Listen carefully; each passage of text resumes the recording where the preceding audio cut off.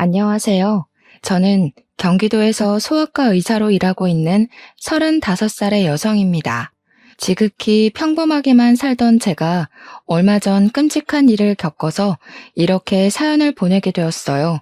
모든 일을 겪고 난 지금 다시 생각해봐도 어떻게 사람이 그럴 수 있나 싶기도 하고, 한편으로는 빨리 그 사람들의 실체를 알게 돼서 다행이다 싶기도 합니다. 그동안 아무에게도 말하지 못했지만 그래도 두 번 다시는 이런 일이 생기면 안 될 것 같아서 익명의 힘을 빌려 용기를 내 사연을 보냅니다.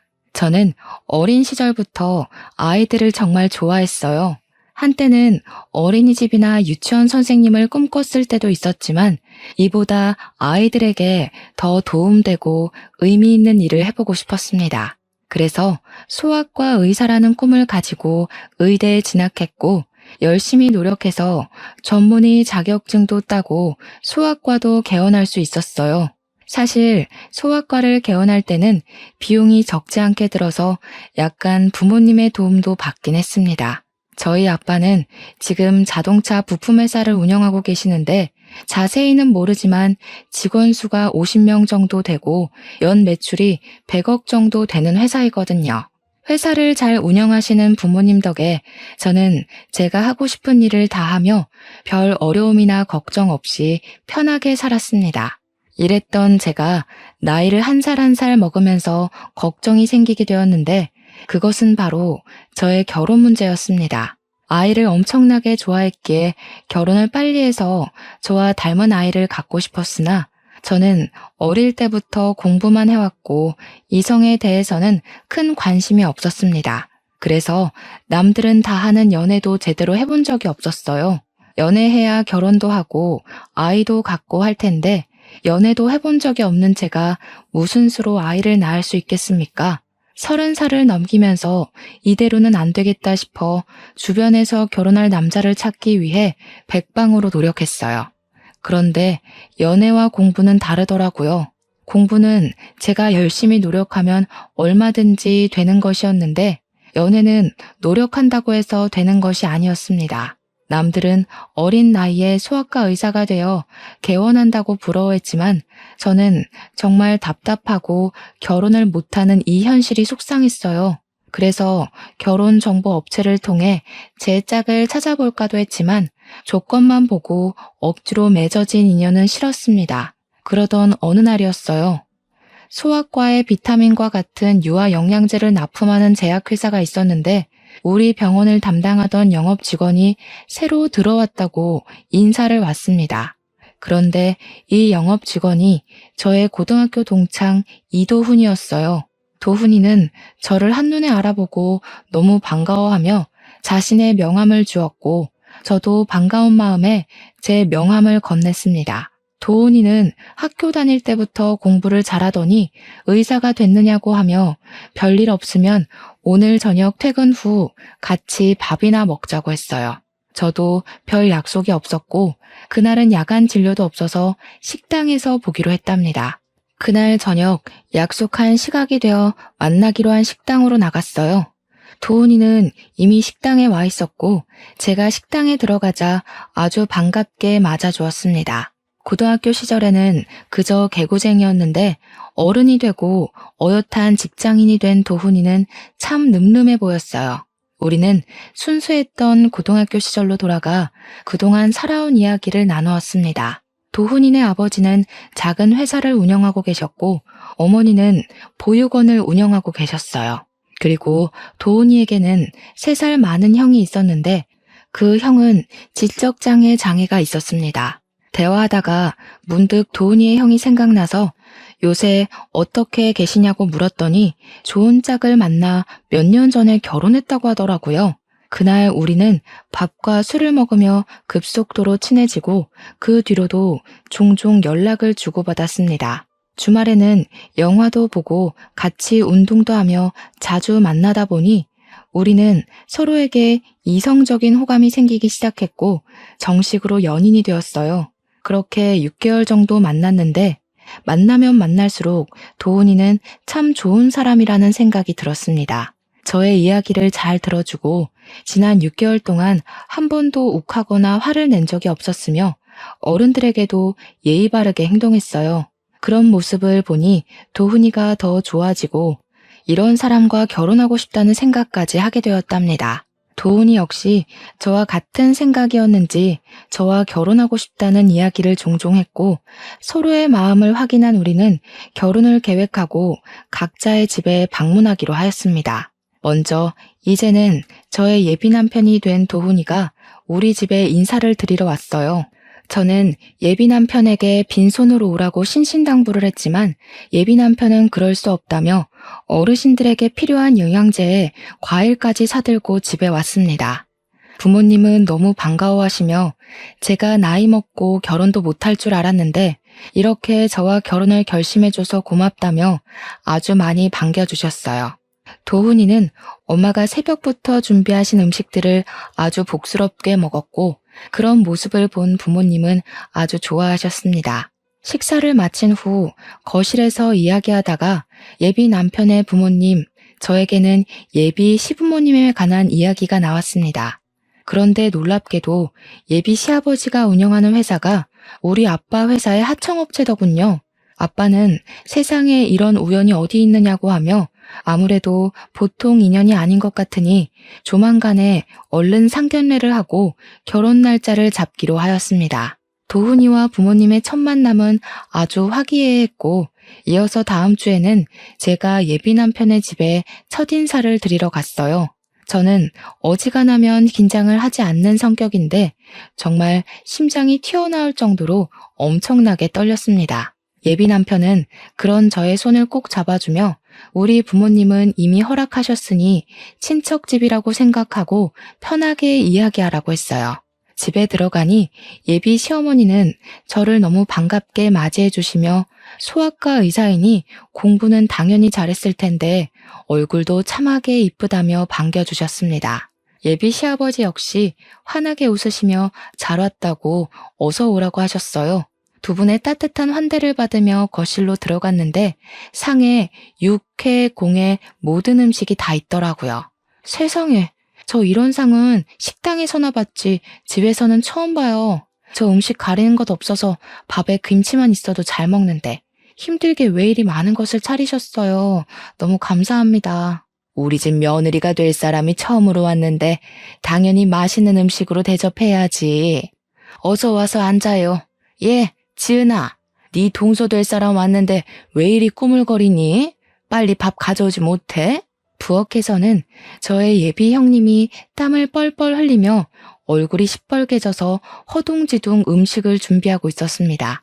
저는 예비 형님이 당연히 저보다 나이가 많을 줄 알았는데 한눈에 딱 봐도 너무 앳되고 어려 보였어요. 예비 형님께 인사를 하고 저와 예비 남편 그리고 예비 시부모님과 예비 시아주버님까지 상 앞에 앉았습니다. 그런데 예비 형님 혼자서 수저를 놓고 밥을 나르고 국을 나르고 계시는데 아무도 예비 형님을 도와주지 않았어요. 어느 정도였냐면 쟁반에 밥과 국, 수저를 가지고 오면 앉아있는 사람들끼리 상을 차릴 수는 있잖아요. 그런데 예비 남편을 포함한 모든 가족이 그조차도 하지 않아서 예비 형님 혼자 이리저리 다니며 수저를 일일이 다 놓고 밥과 국도 놓더라고요. 이건 아닌 것 같아서 제가 좀 거들려고 자리에서 일어났습니다. 예비 시어머니가 그런 저에게 어디 가느냐고 하시길래 형님 혼자 바빠 보여서 일 좀 거들려고 한다고 했더니 어머니는 굳이 그럴 필요 없다며 오늘 처음으로 온 자리니 그냥 편하게 밥이나 먹고 가라고 하셨어요. 예비 형님은 혼자 너무 힘들어 보이는데 다들 형님을 거들떠보지도 않더라고요. 지금 이런 상황도 이해가 가지 않는데 더 황당한 것은 밥과 국이 다 차려지고 나서도 예비 형님은 자리에 앉지 않고 옆에서 가만히 서서 있었습니다. 형님도 같이 앉아서 식사해요. 저 때문에 음식 다 차리시느라 힘드셨을 텐데 같이 드셔야죠. 쟤는 원래 나중에 먹는단다. 신경 쓰지 말고 어서 먹어. 알겠지? 그리고 지은아, 국이 너무 짜잖니? 너는 살림을 얼마나 했는데 아직도 간 하나 제대로 못 맞추니? 하여튼 뭐 하나 제대로 할 줄 아는 게 없어요. 가서 물이나 떠와. 예비 시어머니는 저한테는 아주 상냥하고 나긋나긋하게 잘 대해주었지만 예비 형님한테는 너무 까칠하고 매섭게 이야기하셨습니다. 예비 형님은 그런 어머니의 말에도 원래부터 당연히 그래왔던 것처럼 억울한 표정 하나 없이 밥상 옆에 서 있었고, 다른 가족들도 그런 예비 형님을 아무도 신경 쓰지 않았어요. 예비 아주버님 역시 마찬가지였습니다.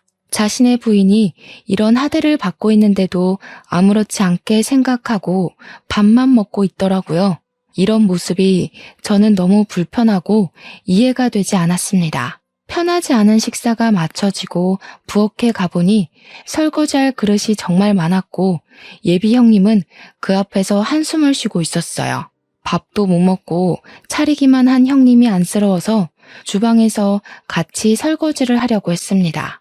제가 고무장갑을 끼자 예비 시어머니는 네가 왜 고무장갑을 끼느냐고 하며 이런 일은 지은이 시키면 된다고 하셨어요.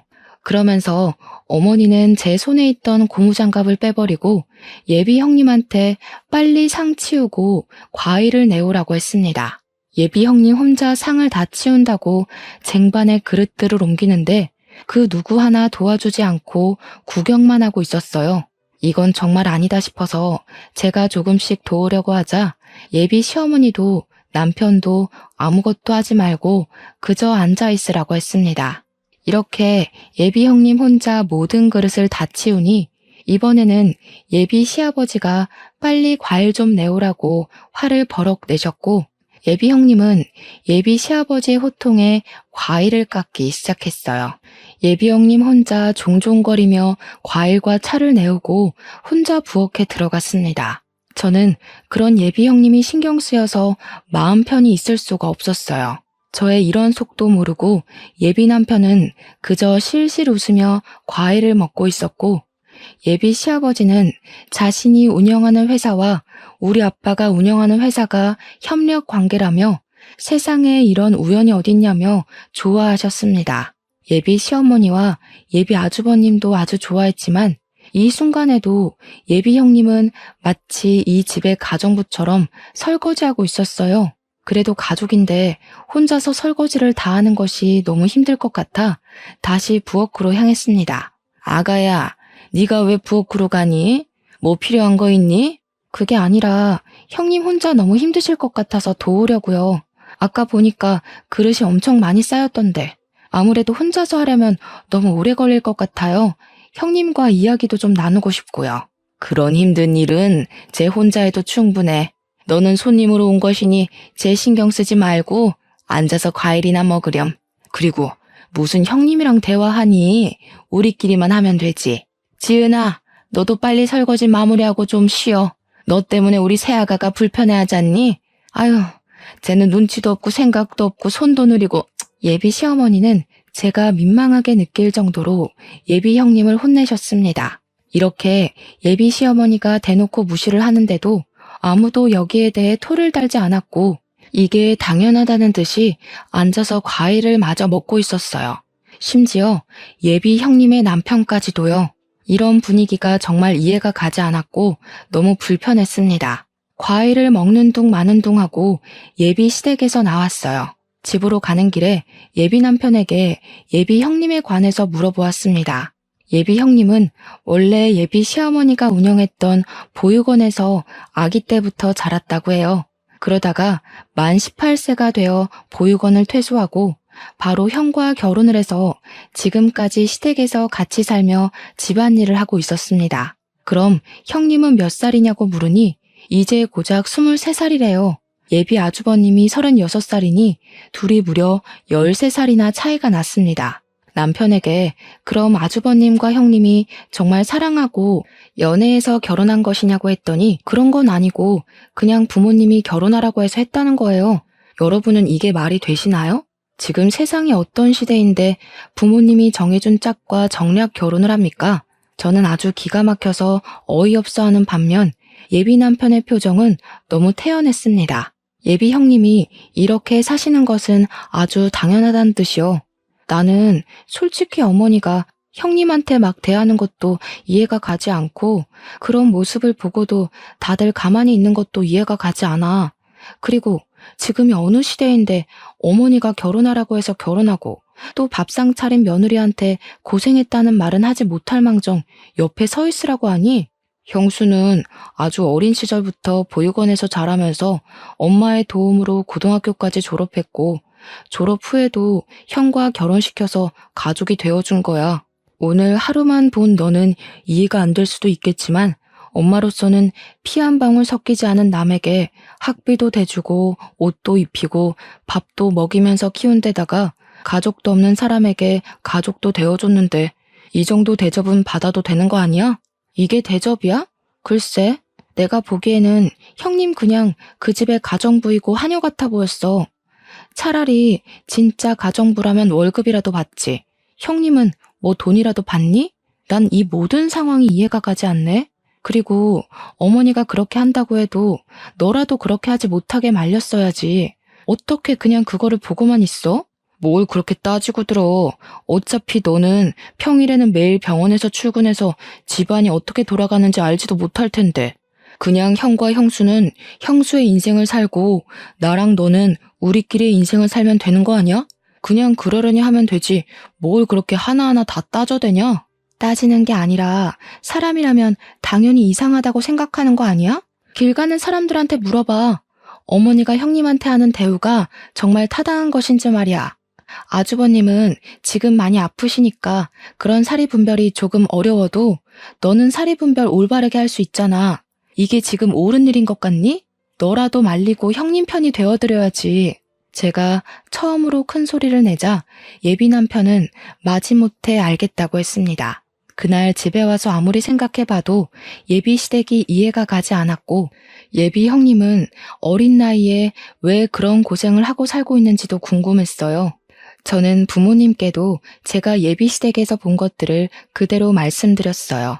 아무리 며느리라고 해도 그렇지 세상에 그런 대우를 하는 사람들이 어딨냐며 도울 방법을 찾아보라고 했습니다.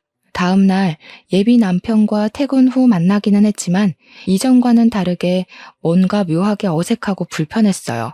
원래는 우리가 만나면 한시도 쉬지 않고 대화를 나눴는데 이날은 대화가 자꾸 끊기고 시간이 잘 가지 않았습니다. 화요일, 수요일에도 원래는 퇴근하면 잠깐이라도 만났지만 예비 남편은 피곤하고 야근을 한다고 이유로 저를 만나지 않았어요. 뭔가 피하는 것 같다는 생각이 들었습니다. 그리고 목요일이 되었어요. 우리 병원은 매주 목요일에 휴진해서 그날 개인적인 업무를 많이 보곤 했습니다. 이날은 엄마의 심부름으로 마트에 갔는데 예비 형님이 마트에 있었어요. 저는 너무 반가워서 예비 형님한테 인사를 했습니다. 얼마 전 집에서 처음 봤을 때보다 더 어리고 풋풋해 보였어요. 저는 저번에 인사드리러 간 날 대화도 제대로 못 나눴는데 잠깐 커피 한잔 할 수 있냐고 물었습니다. 예비 형님은 어머니가 친구 집에 놀러 가셔서 괜찮을 것 같다고 했어요. 우리는 근처 카페에서 음료를 주문하고 어색하게 앉아 있었습니다. 저는 예비 형님에게 아주버님과 어떻게 결혼을 했는지 물어보았어요. 예비 형님은 저번에 예비 남편이 말한 대로 보육원에서 자라 어머니를 진짜 엄마로 생각하고 따랐다고 합니다. 그러다 만 18세가 되어 보육원에서 나가야 했는데 어머니가 자기 아들과 결혼하라고 해서 결혼했다고 해요.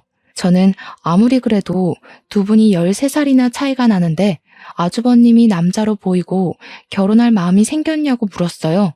예비 형님은 사실 그때 보육원에서 나가면서 돈도 없었고 나가서 할 줄 아는 것도 없어서 그 당시에 먹고 살려면 결혼하는 수밖에 없었다고 합니다. 저는 두 분이 사랑도 없이 결혼했는데 후회되지 않냐고 물었어요.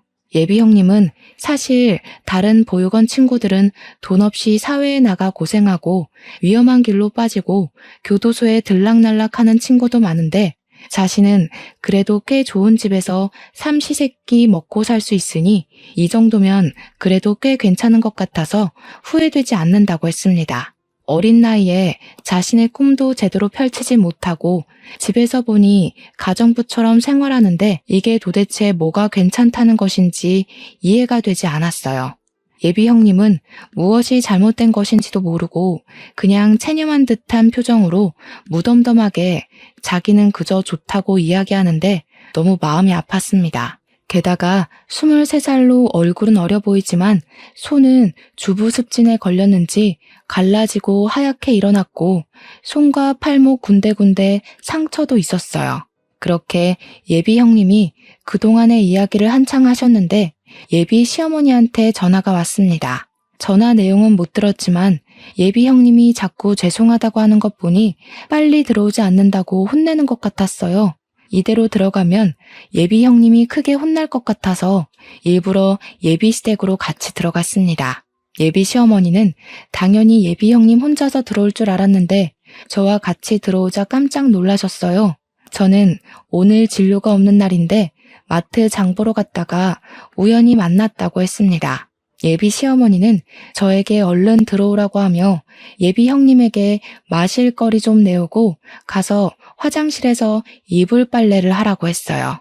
제가 집 앞에 세탁소가 있던데 집에서 이불 빨래를 하느냐고 물으니 집에 지은이가 있는데 왜 돈을 들이냐고 했습니다. 예비 시어머니는 예비 형님을 가족이 아닌 그저 가정부로만 보았어요. 저는 이 집에서 예비 형님을 빨리 구해내야겠다고 생각했고 예비 시어머니가 운영하는 보육원의 다른 아이들은 과연 잘 지내고 있을지 궁금했습니다. 직접 제 두 눈으로 아이들을 확인해보고 싶어서 예비 시어머니에게 보육원에 가서 의료봉사를 하겠다고 제안했어요. 의료봉사? 해주면 좋긴 한데 너도 바쁠 텐데 굳이 할 필요 있겠어? 아이들도 50명이나 돼서 혼자서는 힘들 텐데. 50명이면 우리 학교 후배들과 함께 의료봉사 나가면 돼요. 의료봉사하면 다양한 환자들을 접할 수 있어서 의사 후배들한테 도움이 되는 부분이 있거든요. 저도 예전부터 의료봉사 꼭 해보고 싶기도 했고요. 어차피 아이들 건강 상태도 검사해야 할 테니 제가 가서 할게요. 이번 주 일요일에 별일 없는데 보육원에 가도 되죠? 일요일? 그래, 일단 알겠다. 보육원에 말은 해놓으마. 아, 그리고 어머니, 예비 형님이 보육원 출신이라고 들었어요. 그날 예비 형님과 같이 가고 싶은데 그래도 되죠? 지은이는 왜? 지은이는 집에서 일하는 아이다. 굳이 거기까지 같이 갈 필요가 있겠니? 같이 있어봤자 별 도움도 되지 않을 텐데. 아이들은 낯선 사람에 대한 경계가 상당하거든요. 그래서 저 혼자서 진료보는 것보다는 같이 지냈던 사람이 함께 있으면 더 도움되고 좋을 것 같아요. 그날 예비 형님도 같이 갈 수 있게 허락해주세요. 예비 시어머니는 예비 형님도 같이 가게 해달라는 말에 매우 당황한 듯 보였지만 제가 거의 조르다시피 하여 허락을 받아냈습니다. 저는 일요일에 예비 시댁에 와서 식구들을 다 태우고 보육원에 가기로 했어요. 다 함께 봉사를 가기로 한 일요일이 되었습니다. 평소에 친하게 지내던 학교 후배들은 바로 보육원으로 출발했고 저는 예비 시댁으로 가서 예비 시어머니와 예비 남편 그리고 예비 형님과 다 같이 보육원으로 향했어요. 예비 남편과 저는 여전히 뭔가 어색했습니다. 보육원에 의사 후배들이 먼저 도착해 있었고 아이들은 운동장에 있었는데 20명 정도밖에 없어 보였어요.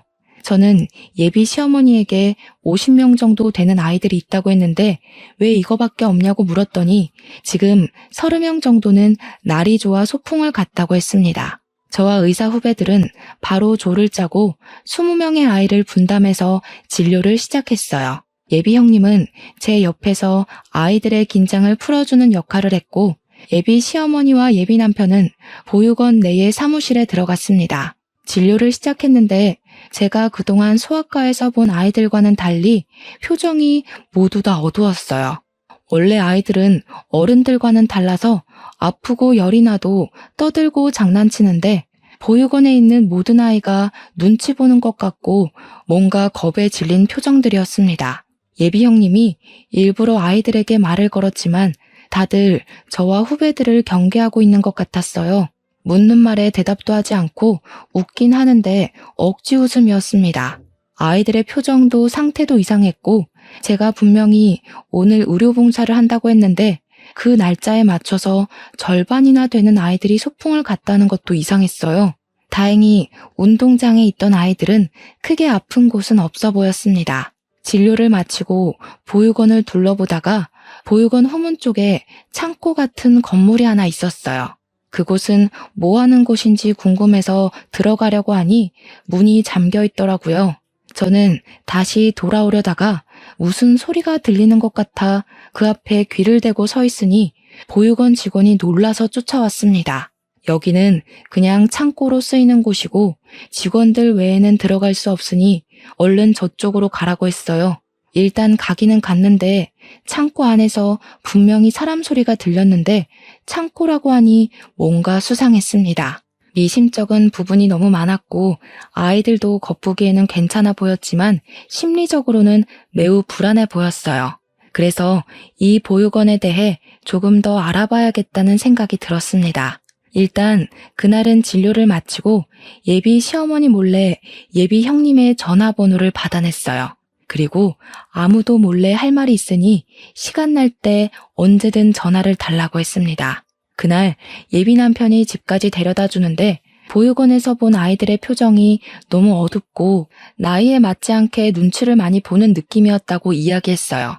예비 남편은 부모가 버린 아이들의 표정이 밝을 리가 있겠냐며 부모님 손잡고 소아과에 온 아이들과 여기에 있는 아이들이 당연히 다를 수밖에 없는 것이 아니냐고 했습니다. 그러면서 보육원 아이들은 부모한테도 버려진 아이들인데 왜 이리 예민하게 구냐고 했어요.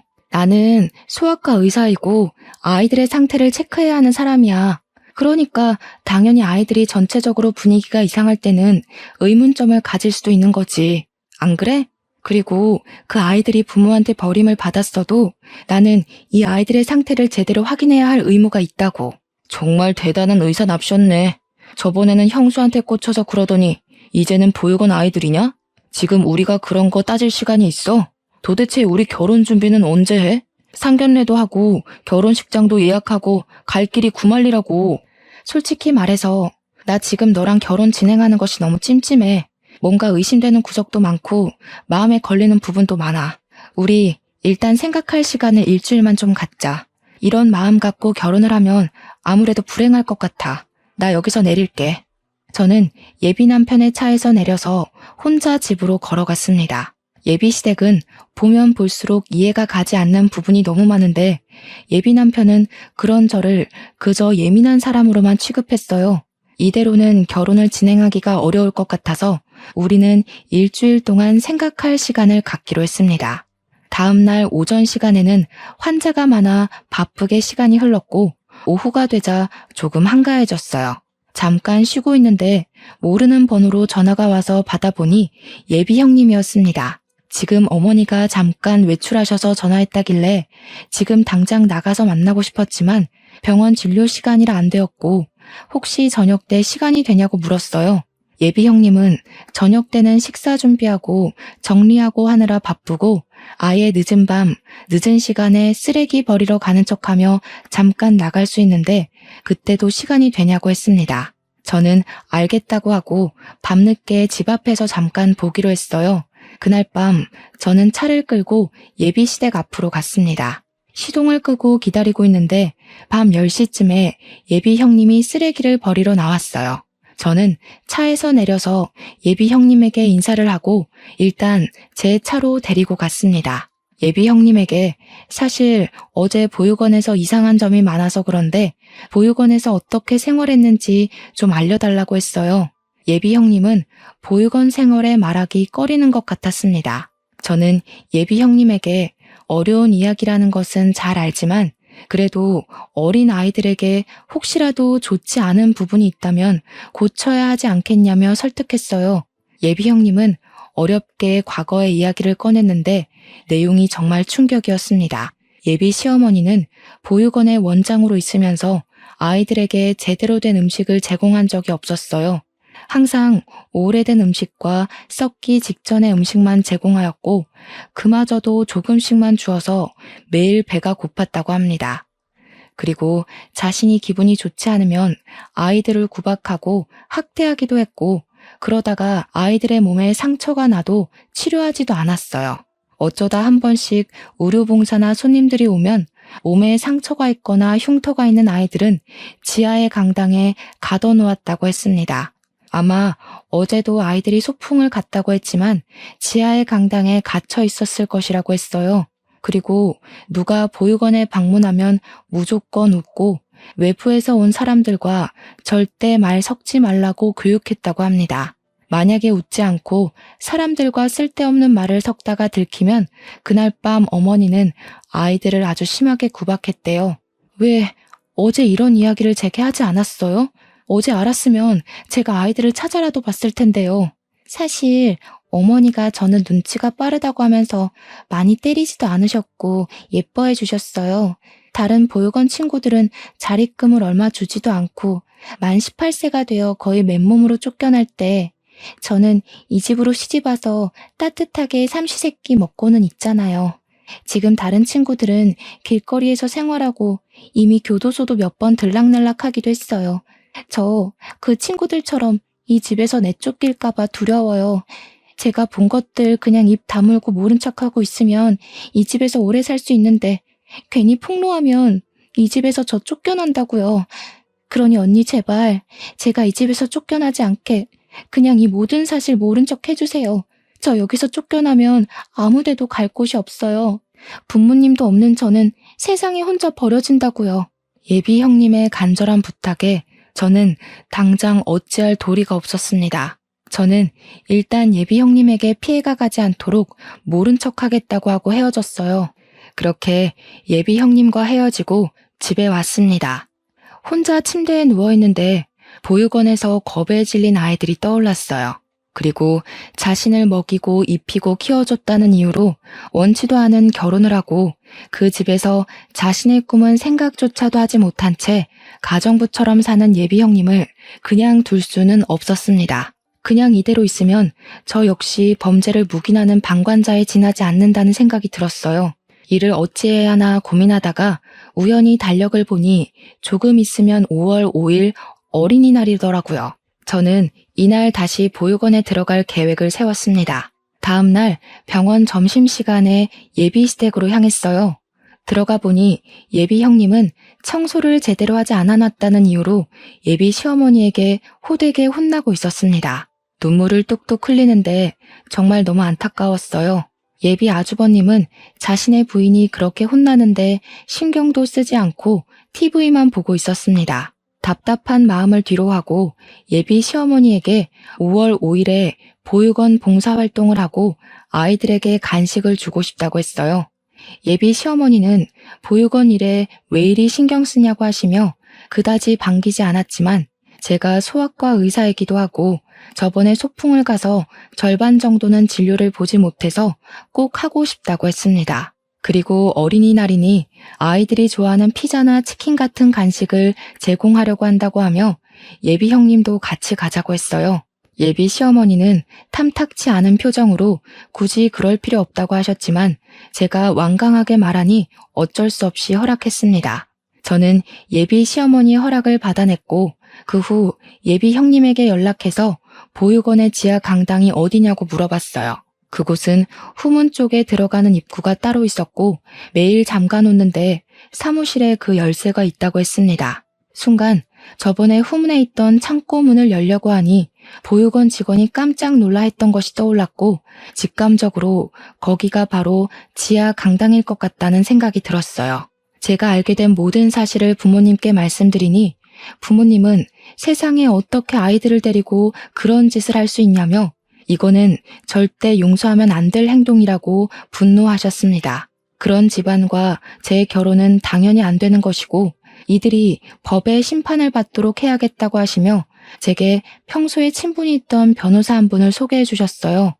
저는 변호사님께 내가 알고 있는 사실들에 관해서 이야기했고 변호사님은 최선을 다해 도와주겠다고 했습니다. 그리고 예비 형님은 자신의 의지와는 상관없이 보육원 원장인 어머니가 시켜서 지적 장애가 있는 아들과 결혼한 것인데 혹시 혼인 취소가 가능하냐고 물었어요. 어렵기는 하지만 그래도 상황을 보면 아주 힘들 것 같지는 않다며 한번 진행해 보자고 했습니다. 그리고 5월 5일 어린이날이 되었어요. 저는 의사 후배들과 변호사님을 의사 후배인 척 위장을 하고 함께 보육원으로 향했습니다. 그날도 아이들은 운동장에 모여 있었는데 30명 정도밖에 없었어요. 나중에 온 예비 시어머니에게 아이들이 왜 이것밖에 없냐고 했더니 저번에 소풍 가서 진료를 못 본 아이들만 있고 그날 소풍을 못 간 아이들이 오늘은 소풍을 갔다고 했습니다. 아이들은 여전히 표정이 밝지 않았고 우리를 상당히 경계했어요. 한 명씩 진료를 보다가 직원들이 바쁜 틈을 타서 저와 변호사는 빠져나왔습니다. 몰래 사무실로 들어가 열쇠 뭉치를 찾아 챙기고 후문 쪽의 창고로 갔어요. 열쇠가 하도 많아 시간이 오래 걸렸지만 예비 시어머니와 보육원 직원들이 아이들에게 간식을 주느라 바빠서 저와 변호사님을 신경 쓰지 못했습니다. 드디어 창고의 열쇠를 찾았고 들어가서 지하로 가보니 예비 형님의 말대로 강당이 있었고 그곳에는 정말 진료를 받아야 할 아이들이 있었어요. 아이들은 제대로 먹지도 못했는지 많이 힘들어 보였고 몸 곳곳이 상처투성이었습니다. 일단 변호사님은 증거를 남겨놔야 한다며 핸드폰으로 사진을 찍었고 저는 바로 경찰에 신고하고 아무렇지 않은 표정으로 다시 운동장으로 갔어요. 운동장에서는 예비 시어머니가 아이들에게 피자를 나눠주고 있었고 아이들은 서로 이야기도 하지 않고 허겁지겁 먹고 있었습니다. 예비 시어머니가 저를 찾았다며 어디에 다녀왔냐고 물으셔서 잠깐 화장실에 다녀왔다고 하며 대충 둘러댔어요. 잠시 후 저의 신고를 받고 출동한 경찰들이 보육원으로 들어왔습니다. 예비 시어머니가 무슨 일로 오셨냐고 물었고 경찰들은 여기 아동학대 신고가 들어왔다고 했어요. 예비 시어머니는 지금 아이들이 논란이 빨리 가라고 했지만 경찰들은 신고가 들어온 이상 확인을 해봐야 한다고 했습니다. 이쪽으로 오세요. 저기 창고에 지하 강당이 있는데 그곳에 아이들이 있습니다. 어머니, 언제까지 끔찍한 일들을 숨기려고만 하셨어요? 어떻게 따뜻한 손길이 많이 필요한 아이들에게 이런 짓을 하실 수가 있으세요? 예, 유나야.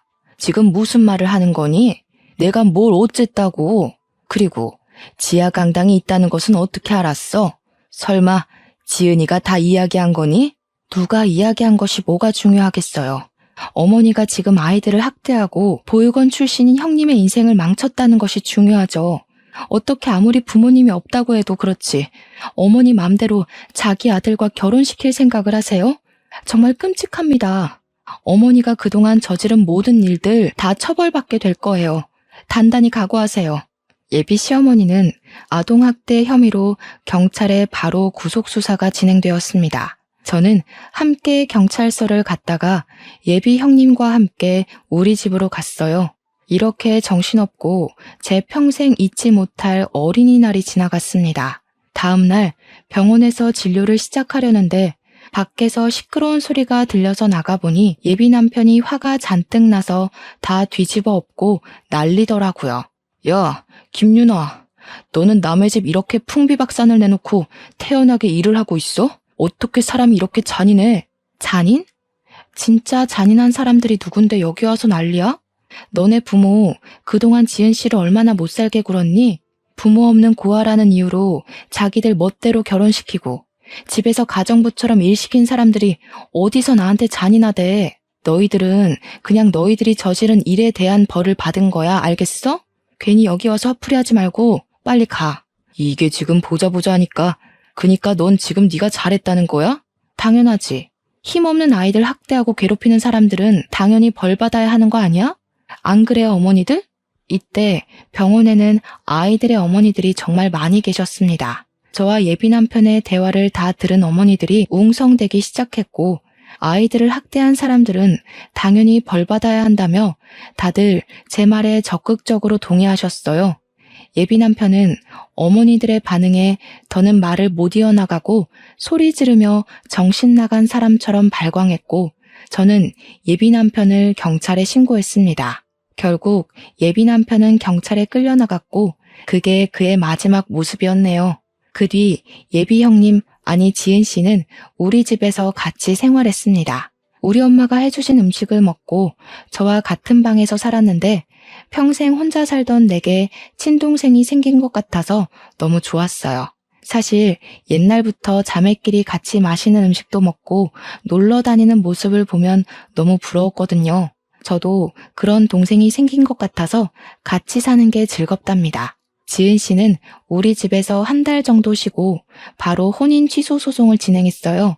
전 예비 시어머니는 보육원에서 아동학대 혐의로 조사를 받느라 정신없고 지은 씨의 남편은 정신적으로 힘들어서 제대로 된 소송이 어려웠습니다. 그런데 도훈 씨 아버지가 지은 씨 남편의 후견인 자격으로 혼인 취소를 안 시키려고 하는 거예요. 이를 어찌해야 하나 싶어 아빠에게 말씀드렸더니 걱정하지 말라며 방법이 하나 있다고 하셨어요.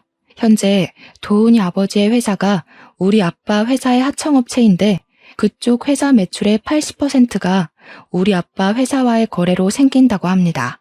따라서 아빠 회사가 거래를 끊어버리면 도훈이 아버지의 회사는 운영이 어려운 상황이었어요. 이러한 점을 이야기하며 아빠는 도훈이의 아버지에게 혼인 취소해주지 않으면 모든 거래를 끊어버리겠다고 했습니다. 결국 도훈이 아버지는 어쩔 수 없이 첫째 아들의 혼인을 취소했고 지은 씨에게 위자료까지 주게 되었어요.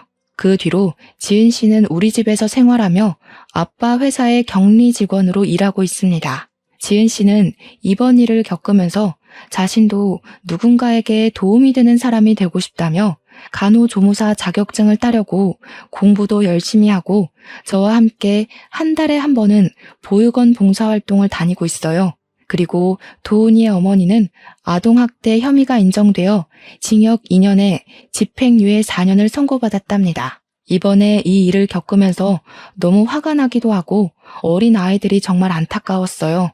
의지할 곳 하나 없는 어린아이들을 괴롭히고 이용하는 나쁜 사람들이 아직도 세상에 있다는 것이 정말 속상했습니다. 사실 저는 그동안 여기 사연을 듣기만 했지 쓰는 사람은 아니었지만 너무 답답한 마음이 들어서 이렇게 사연을 쓰게 되었어요. 제 글솜씨가 그다지 좋지 않아 저의 답답한 마음이 여러분께 제대로 전달되었는지는 모르겠습니다. 그때 일을 생각하며 쓰려니 뒤죽박죽이 되어버린 것 같지만 그래도 상황 설명은 어느 정도 되었으리라 생각되네요. 다시는 이런 일이 없으면 좋겠고 세상의 모든 아이가 다들 행복해지는 그날이 오기를 바라며 저의 사연은 여기서 마무리 지으려고 합니다. 끝까지 들어주신 모든 분께 진심으로 감사드립니다.